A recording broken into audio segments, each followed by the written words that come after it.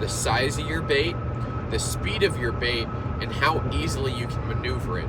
Hey, what's going on, Lake Pro Tackle fam? I figured I'd make this video while I really don't have a lot on my mind. I'm just driving to work right now where I constantly think about fishing and, all the different lures that catch fish. But, I can't ignore one of the biggest questions that I get asked all the time by anglers of all skills and backgrounds that always hear about, like, the forward-facing minnow stuff and Livescoping and, throwing a jig head minnow. There's a lot that I've learned over the years, especially being exposed to Garmin Livescope. When it first came about, I tell the story often. The first time I was really exposed to Livescope and really heard about this Garmin Livescope and how incredible it was tournament fishing back maybe 2019, maybe the start of 2020 at a Bassmaster College event. Caden Tanner and I, we were competing at Toledo Bend for this Bassmaster event, and we got our butts absolutely handed to us. The whole field got their butts absolutely handed to us by Cody Huff. And, Cody, of course, now has made his name on the Bassmaster Elite Series. He was an early adopter. I believe it was Bethel. But nonetheless, we were constantly having to innovate our fishing technique to slowly, and this is early stages of Garmin Livescope. I mean, this was literally maybe 2 to 3 years after its release, before it became mainstream in the college scene at that top level, making its way eventually down into the high school level now. In the past, 3 to 4 years, it has really, really changed the game. There's so many things you notice that is true with most fish. Now, obviously, I'm not college fishing anymore. I'm not really fishing around the country like I used to, but I will say being able to spend so much time behind the trolling motor and behind the graph with Livescope has taught me many, many things. So we're going to run over a couple truths that I have found with the jig head minnow. And before I really even got into the specific, 5 to 6 inch jig head minnow, it used to literally just be like a crappie jig. Like, I used to literally throw a bonehead 1/16 ounce or maybe 1/8 ounce jig head, and I would throw a Strike King Slabalicious, and those things are like 2 inches if you know exactly what I'm talking about. I would literally throw those for largemouth bass that I would find suspended and floating. That bonehead jig head would have like a little underspin, so it's basically like I'm BFSing a lot of these fish with like a spinning setup. And there's so many things that I noticed, right? So, a lot of anglers are now talking about the vertical and horizontal planes that bass move on, and I just released a video not too long ago explaining the strolling action and what it really means to fish. Like, what do fish see when they see this bait strolling and almost doing what a jerkbait does, moving left to right, giving that bait a movement on a horizontal plane? It imitates a fleeing bait fish, triggering a lot of the response that a lot of people, or a lot of fish, get when they see something going away from them. They either trigger faster and faster and faster, which is one of the main keys of the jig head minnow, specifically that strolling action, is to get them to react quicker and quicker. The faster you can make that bass trigger on your bait, the higher chance you have at catching that actual fish. Now, most of the time, it is very, very hard to understand the movement pattern as well as mood of the fish. So these are some things that you have to consider. A lot of fish in the same area are going to trigger very, very similarly. So let's say I'm breaking down a lake, day of, and I run into a lot of fish that are actively moving around bait fish, that are eating but not specifically targeting out specific targets. Let's say again, we're going to be around more threadfin shad, maybe some small gizzards. Those fish are going to be less likely to key into your bait unless you go to a bigger bait. Unless you give them a bigger target to key in on, they are less and less likely to really want to go eat your lure. Now, another thing with that is the bigger and bigger minnows that you throw out there, obviously the equipment has some caps. It's a lot harder to sink that bigger minnow effectively because it has a lot of drift on it. That is one of the issues I've found personally with the bigger minnow. With the smaller minnows, especially with heavier heads, you get a lot more horizontal movement horizontal movement towards you. The horizontal plane, I guess the Z plane, is going to be one of those easy ways to trick those fish. The horizontal plane moving directly at you, you want to limit a lot of that most of the time. If you can make that bass go vertical, if you can get them to change their vertical plane, their X plane or Y plane, whatever this is, that fish also chances go up way and way faster again. So the more you can move that fish up most of the time, chances go up. The faster you can make it trigger, your chances go up. So determining that is really determined by the size of your bait, the speed of your bait, and how easily you can maneuver it. I have found too big a plastic with too small a head doesn't move vertical enough.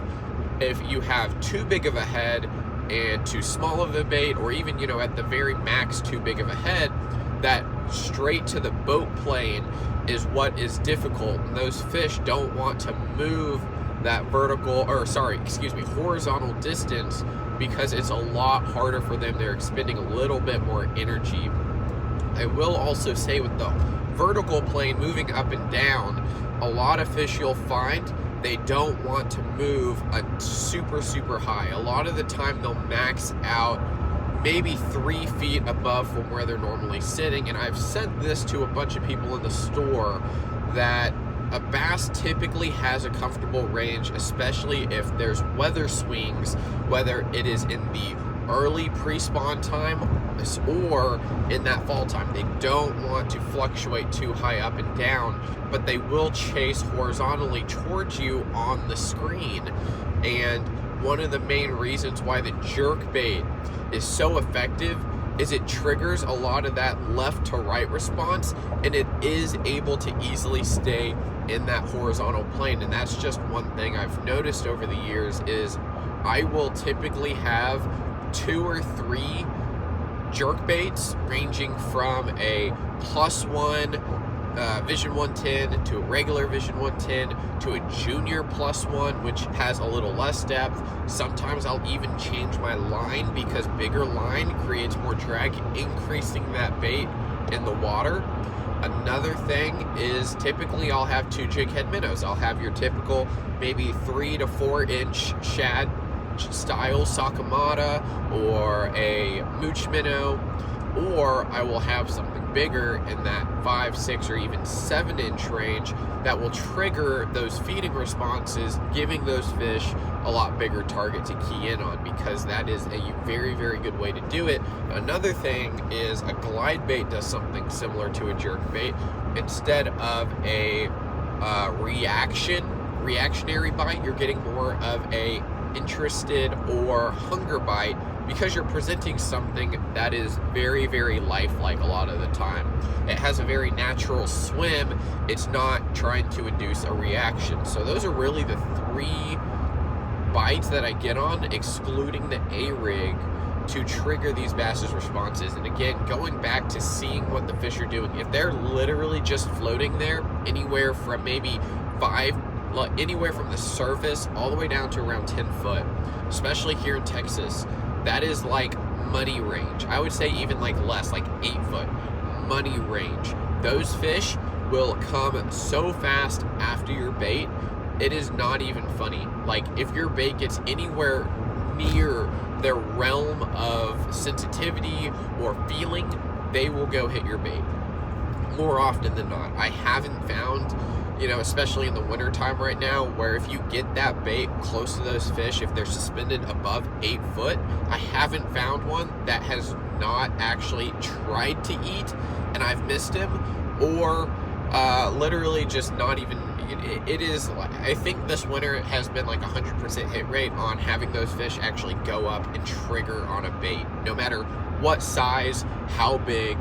Now there is, I will say, going to scaring the fish, there is a chance that you will scare your fish, especially with the really, really big stuff.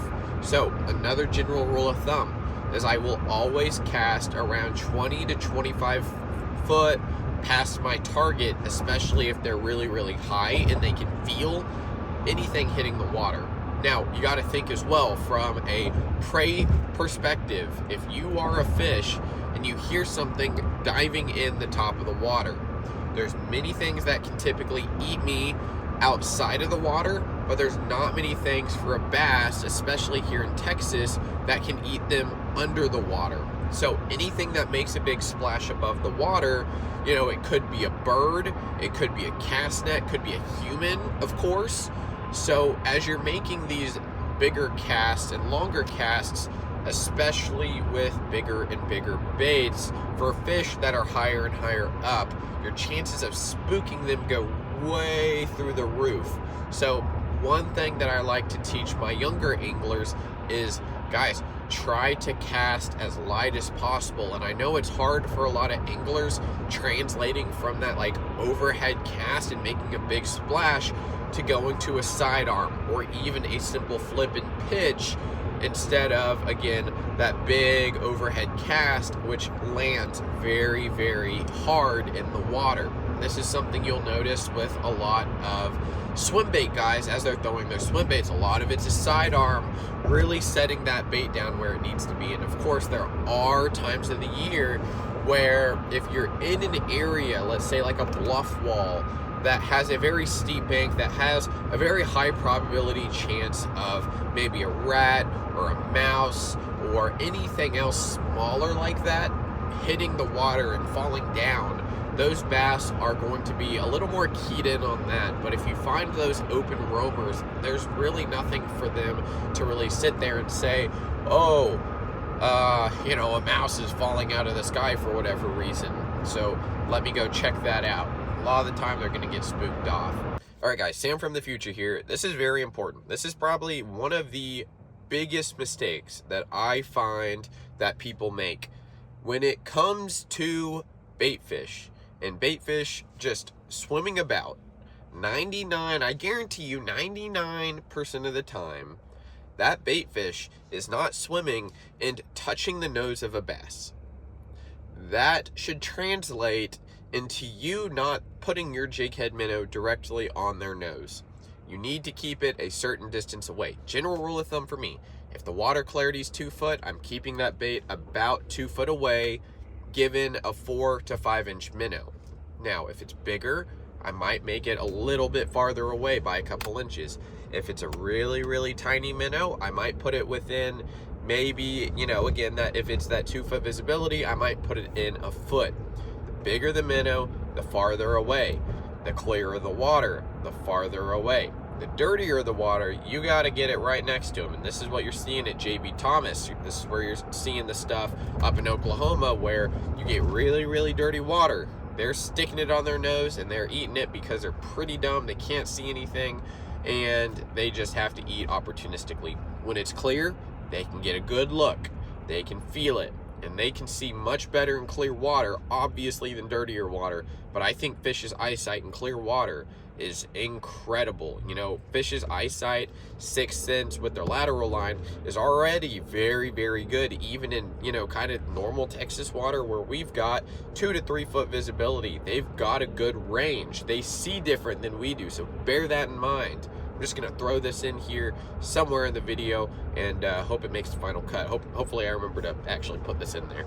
Those are just a couple things that I think about on a day-to-day basis that I really can't explain very well on camera, as I'm constantly thinking about just other things in my daily working life. So Lake Pro Tackle fam, do me a favor. If this video has opened your eyes to anything or really got you thinking about kind of that forward-facing sonar technique and how you can really fine-tune and understand from a predator and prey perspective, leave a like on the video. And if you enjoy what you're seeing here at Lake Pro Tackle, do me a huge favor. Shoot a, go down a little bit into the description area, check out Lake Pro Tackle, and of course subscribe to the channel if you enjoy it. This is just an impromptu video that I was just thinking about because I'm always constantly tinkering and trying different things, and I hope it is helping you. You know, a lot of the tackle we bring in is based on recommendations, as well as a lot of research I'm putting into it on the forward buying side, especially just watching a lot of the Japanese markets and seeing what some trends are. So I hope you enjoy it, and hopefully your fishing has gotten better, hopefully hasn't gotten worse, and I'll see you in another video. I hope I see you again. See you guys. Signing out.